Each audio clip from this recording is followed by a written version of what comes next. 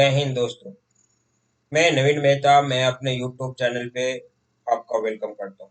Friends, इस video में हम लोग ये डिस्कस करेंगे कि बीजेपी क्यों प्रोजेक्ट कर रही है राहुल गांधी को अपोजिशन का नेता के रूप में। मीन्स अपोजिशन का जो पीएम पद का उम्मीदवार होगा उनको आप अभी से ही टारगेट करने लगे। इसका मेन रीजन है क्या? आखिर बीजेपी चाहती क्या है? राहुल गांधी से कौन सा बेनिफिट चाहते हैं? जो अभी से बीजेपी का टॉप लीडर जो है, बेसिकली अभी देख आपको बताऊं कि कल जो है 5 जनवरी 2023 को त्रिपुरा में अमित शाह जी थे। और अमित शाह जी जब पब्लिक मीटिंग में थे तो वहां पे पब्लिक गैदरिंग में राहुल गांधी को ही नाम लिया और ललकारा। तो आखिर बीजेपी राहुल गांधी से क्या चाहती है और बीजेपी राहुल गांधी को अपोजिशन का लीडर के रूप में क्यों प्रोजेक्ट कर रही है, इसी को इस वीडियो में डिस्कस करेंगे। अगर वीडियो अच्छा लगे तो लाइक कीजिए, शेयर कीजिए, साथ ही अगर चैनल सब्सक्राइब नहीं किया तो चैनल को सब्सक्राइब कीजिए। और कैसा लगा वीडियो और आपका इस पे क्या है, कमेंट बॉक्स में जरूर कीजिए। तो आइए, जैसा कि मैं बताया, अब जो है 2024 के इलेक्शन के लिए बहुत से राज्य में और बहुत से जगह पे बीजेपी की तरफ से पब्लिक मीटिंग होने लगा है। मीन्स पब्लिक को एड्रेस करने लगे हैं। और देखने को मिल रहा है कि जेपी नड्डा जी हो या अमित शाह जी हो, अभी यही दोनों का हो रहा है। तो ये लोग जो है डायरेक्ट राहुल गांधी का ही नाम अपोजिशन के रूप में, नेता के रूप में पीएम के पद के लिए टारगेट कर रहे हैं और नाम ले रहे हैं। ऐसा क्यों? इसका रीजन जो है, कई रीजन है। एक तो आप बेसिक रीजन जो आप देखेंगे, आज जब से राहुल गांधी मीन्स पॉलिटिक्स में है और खास करके जब पहली बार ये प्रेसिडेंट बने थे कांग्रेस का, मीन्स कांग्रेस का जब अध्यक्ष बने थे, तो पब्लिक मीटिंग में, इलेक्शन में जाने लगे और अपने पार्टी के लिए वोट मांगने लगे। लेकिन जहां जाते थे और जहां वोट मांगते थे वहां पे उल्टा होता था। ये वोट जो है कन्वर्ट हो जाता था बीजेपी में। कहने का यहाँ ये अर्थ हुआ कि उनके पब्लिक गैदरिंग में, यानी पब्लिक को जो भी जनता को वो संबोधित करते थे, जिस भी सभा में भीड़ जो होती थी, भीड़ तो बहुत ज्यादा होती थी और अभी भी ज्यादा होती है। भीड़ तो होती थी लेकिन वो भीड़ जो है वोट में कन्वर्ट नहीं हो पाती। और ये वोट कांग्रेस को कन्वर्ट होके जाना चाहिए था, लेकिन वो चला जाता था बीजेपी को। यही काज है कि बीजेपी जो है अपने बल पे या दूसरे पे, अभी के इतनी क्षेत्रीय पार्टी है और होते हुए भी बीजेपी ने 300 को पार कर गया खुद।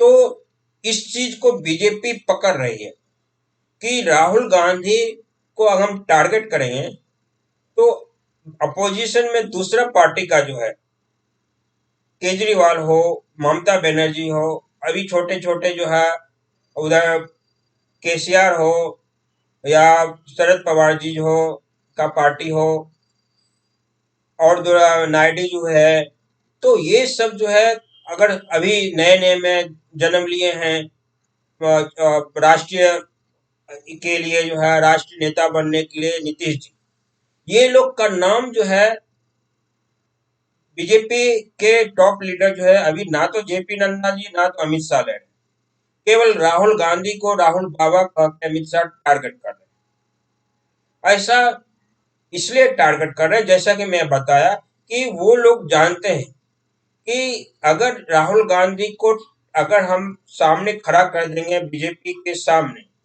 एज ए पीएम के पद के लिए अपोजिशन के तरफ से, तो जितने भी छोटे पार्टी ना, अदर पार्टी वाले हैं, वो लोग इग्नोरेंस हो जाएंगे। और ये भी जान रहे हैं कि जो है कांग्रेस जो है दूसरे पार्टी से गठबंधन राहुल गांधी के बिना वो लोग नहीं कर सकते। इस कांग्रेस यही चाहेगी कि जो भी पार्टी कांग्रेस के साथ गठबंधन बनावे और राहुल गांधी को प्राइम मिनिस्टर मान ले या प्राइम मिनिस्टर का नेता माने। लेकिन कुछ ऐसे हैं, वो हो सकता है कि राहुल गांधी से अलग, यानी कांग्रेस से अलग होके, कांग्रेस का एक जो ग्रुप बनेगा उससे अलग होके एक नया ग्रुप बनावे। तो नया ग्रुप बनाएगा, अगर थर्ड फ्रंट बनाएगा तो फिर वो उतना ही कमजोर होगा, क्योंकि उसमें कोई बड़े लीडर पार्टी के नहीं रहेंगे, या तो फिर वो लोग खुद अपने क्षेत्रीय लेवल पे इलेक्शन लड़ेंगे 2024 का। जैसे आप केजरीवाल, ये कोई पार्टी में नहीं जाने वाले। ममता बनर्जी ये जाएंगे और नहीं भी जाएंगे। उधर जो है आप अखिलेश यादव, वो जाएंगे भी और नहीं भी जाएंगे। उनका जो है क्लियर मोटिव नहीं है। लेकिन कांग्रेस जो है ऐसे पार्टी को अपने पास लेगी जब तक वो एक सिक्योर नहीं हो जाती है कि राहुल गांधी को वो लोग प्राइम मिनिस्टर का नेता माने। तो ये चीज बीजेपी समझ रही है कि मेन फ्रंट जो मीन्स मेन फ्रंट तो एनडीए है, सेकेंड फ्रंट जो होगा वो कांग्रेस है।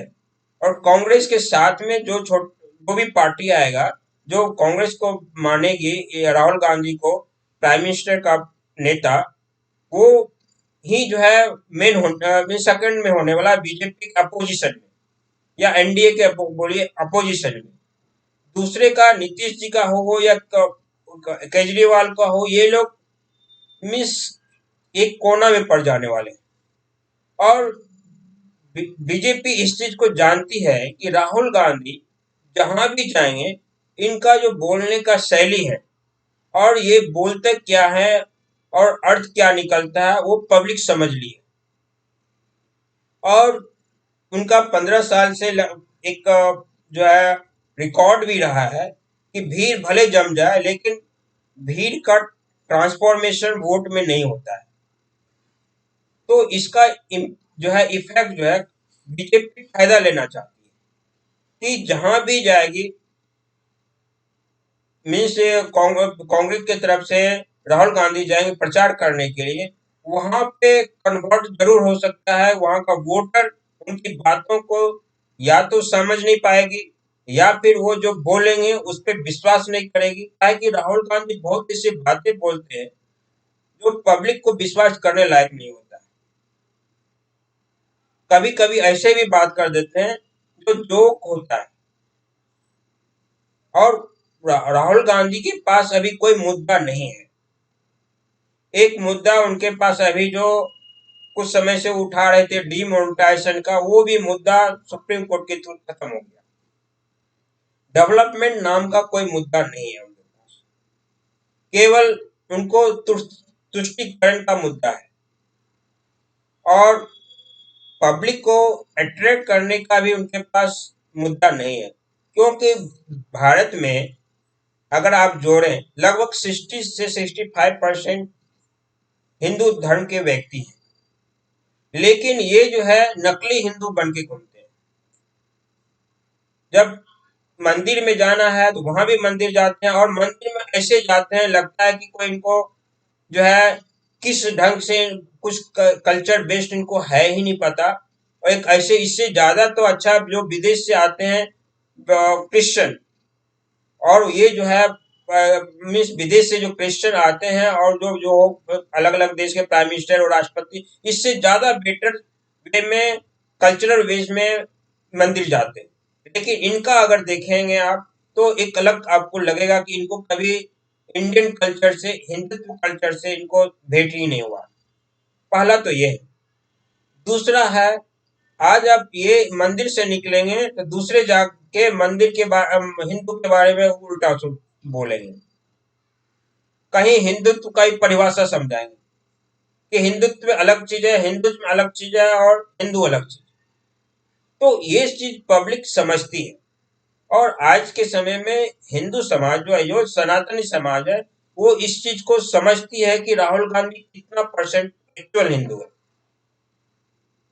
और इस चीज को बीजेपी भी फायदा उठाती है और अब बात कांग्रेस में भी उठने लगी है कि कांग्रेस जो है हिंदुत्व से या हिंदुत्व के कल्चर से बहुत दूर भाग चुकी है। और कांग्रेस में भी ऐसे आरोप लग रहे हैं, कांग्रेस के नेता ही आरोप लगा रहे हैं कि कांग्रेस में कुछ ऐसे व्यक्ति है जो हिंदू विरोधी है। तो इस चीज को जो है वो बीजेपी समझ रही है, और जब इलेक्शन होगा तो बीजेपी इसको उछालेगी। और आप देखते हैं कि बीजेपी जहां भी जाती है, राहुल गांधी के बारे में, जो राहुल गांधी का अपोजिशन होता है हिंदू के बारे में या स्टेटमेंट होता है, उसको उछालती है। और अभी किसी भी चीज के बारे में अगर बोलेगी राहुल गांधी, या बोलने के बाद जो है राहुल गांधी का इम्पैक्ट क्या पड़ेगा पब्लिक के ऊपर, उसको बहुत ज्यादा बीजेपी उछालेगी। दूसरा क्या है कि अभी जो है बीजेपी के फर्स्ट में देखते हैं, वो कल जैसा कि मतलब बताया, अगर त्रिपुरा में राहुल गांधी जी को ललकारा गया है अमित शाह के द्वारा। ये जो ललकारा गया है, ये अयोध्या में श्री राम जी का जो मंदिर है इसके नाम से ललकारा गया है। और बीजेपी बहुत बड़ा मुद्दा बनाने वाली है, ये टॉप लेवल का मुद्दा होगा 2024 के इलेक्शन में, क्योंकि ये हिंदू समाज के लिए बहुत गौरव की बात है कि जिसको वो मानते हैं उसका बहुत बड़ा भव्य, जो चार आज लगभग 500 साल से फंसी हुई थी केस, अगर वो कहेंगे ब्रिटिश शासन से भी अगर कहेंगे तो 300 साल से फंसी हुई केस थी, उस केस को सॉल्व होके जो है, और आज बहुत बड़ा मंदिर बन रहा है। और 1 जनवरी 2024 को जैसा अमित शाह जी ने घोषणा किया है, उस समय से पब्लिक को वहां पे पूजा करने का अवसर मिलेगा। तो ये बहुत बड़ा मुद्दा होगा, और इस मुद्दे में राहुल गांधी कभी टिक नहीं पाएंगे। और है क्या, राहुल गांधी जो अभी भारत जोड़ो यात्रा कर रहे हैं, ये भारत जोड़ो यात्रा कितना सफल होगा ये 2024 का इलेक्शन बताएगा, या उसके पहले भी कई स्टेट में इलेक्शन है, कांग्रेस उसमें कितना बेटर कर पाएगी, उससे असेसमेंट कांग्रेस को हो जाएगा, और इसका फायदा बीजेपी भी लेगी। क्योंकि भारत जोड़ो यात्रा जो है भीड़ जुटाना, और भीड़ में ऐसे ही व्यक्ति उपस्थित हो रहे हैं जो कांग्रेस से रिलेटेड है, आम पब्लिक नहीं। ये आम पब्लिक भी है तो वो हार्ड किया हुआ, मैन्युफैक्चर्ड किया हुआ या फैब्रिकेटेड पे पहले, जो पैसे पे आए हैं भीड़ जुटाने के लिए। जैसा कि राहुल गांधी के आम इलेक्शन के सभा में होता है, पैसे पे पब्लिक आते हैं लेकिन वोट में कन्वर्ट नहीं होता है। वही चीज है कि ये भारत जोड़ो यात्रा जो है, ये जो कर रहे हैं, ये कितना सक्सेस होगा, ये अभी 5 से 6 जो है राज्य में इलेक्शन है 2023 में, उसमें इनका असेसमेंट हो जाएगा। और ये असेसमेंट से कांग्रेस का एक राह मिलेगी। अगर ये फेल करते हैं तो शायद बीजेपी और ज्यादा इसके ऊपर हावी होगी। तो और जो है, भारत जोड़ो यात्रा का कोई मोटो नहीं है, क्योंकि कई लोग क्वेश्चन उठा रहे हैं, मैं भी क्वेश्चन उठा रहा हूं। भारत टूटा ही नहीं अभी फिलहाल, तो आप भारत जोड़ो क्या कर रहे हैं? भारत तो 1947 में आपके जो परनाना थे या नाना थे, उन्होंने सहयोग से, उनके सहयोग से टूटा, उन्होंने साइन करने वाले हैं फाइल पे। तो फिर आपको पाकिस्तान और इंडिया को जोड़ने की बात करना चाहिए, ना कि भारत तो जुड़ा हुआ ही है। आप किस बेस पे भारत को जोड़ने की बात कर रहे हैं जो प्रेजेंट में भारत। दूसरी चीज है कि 370 जब हटाया गया कश्मीर से, तो आपने उसका भी विरोध किया, जबकि 370 जो कश्मीर पे था वो तो भारत से अलग कर रहा था। तो फिर आप भारत जोड़ो यात्रा आप बोल रहे हैं, हम कर रहे हैं, लेकिन वही 370 जब कश्मीर, जम्मू कश्मीर से हटाया गया, आप वो विरोध कर रहे थे। तो फिर भारत जोड़ो यात्रा की करने का उद्देश्य क्या है? तो बीजेपी जो इसको भी उछालेगी, कहेगी कि भारत जोड़ो, एक तरफ भारत जोड़ो यात्रा आप कर रहे हैं, दूसरी तरफ आप 370 जब जम्मू कश्मीर से हटाया गया था उसका विरोध कर रहे थे, और कर रहे भी है। तो कई चीज खामियां हैं राहुल गांधी में, उस खामियां को बीजेपी जानती है और जानती है खामियां अगर अगर सामने रखेंगे इस व्यक्ति को जिसको खामियां भरी है तो और ज्यादा खामियां उजागर होगी और उस उजागर होने के बाद बीजेपी को ही फायदा होगा। इसलिए बीजेपी राहुल गांधी को अपोजिशन में पीएम का नेता के लिए वो प्रोजेक्ट कर रहे हैं, खुद करना चाहिए कांग्रेस को या कांग्रेस के सपोर्टर को, लेकिन फिर जो है बीजेपी ही कर रही है, क्योंकि बीजेपी का मोटो है कि इस व्यक्ति से बेनिफिट उठा के हम जो है मेरा जो बेनिफिट होना है हम उठा लेंगे या हमको मिल जाएगा, और बीजेपी इस चीज पे काम भी कर रही है। यही काम करने का जो तरीका है वो जो है कांग्रेस समझ नहीं पाई है बीजेपी। तो फ्रेंड्स इस वीडियो में इतना ही। अगर मेरा वीडियो इन्फॉर्मेटिव लगा तो मेरे वीडियो को लाइक कीजिए, शेयर कीजिए, साथ ही मेरे चैनल को सब्सक्राइब कीजिए जिससे कि आप मेरे चैनल से जुड़ सकें। Thank you. भारत माता की जय।